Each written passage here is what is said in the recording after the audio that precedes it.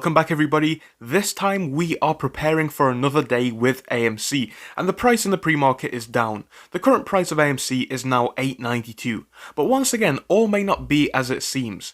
Today we're going to be looking at something behind the scenes with what we are seeing with specifically AMC and Ape.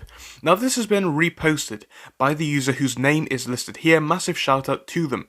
But let's have a look at what the original poster said, because this is the bit which is slightly more interesting if you ask me. So it tags AMC and Ape, and it says, how could 14 million, roughly, shares of Ape have been delivered on the 26th of August? But we can see that the trading volume for that day was only 13,877. The numbers simply do not match, and this opens up the case of potential fraud. What are we seeing here? If the numbers don't match up here, what does this mean? It shows that there is clearly a lot of buying pressure, and that should have sent things skyrocketing.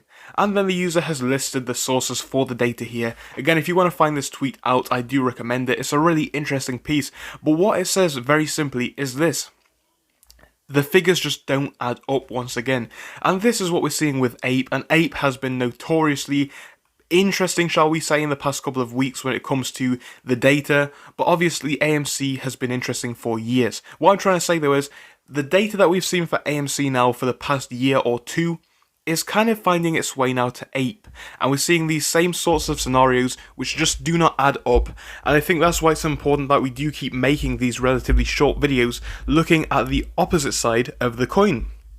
Because if you're looking at the price section of AMC, you'll find one story. And whilst the stock market itself is declining, and no doubt AMC fundamentally would have been impacted by that, what we're seeing when it comes to the actual data, the story then becomes a little bit different in my opinion.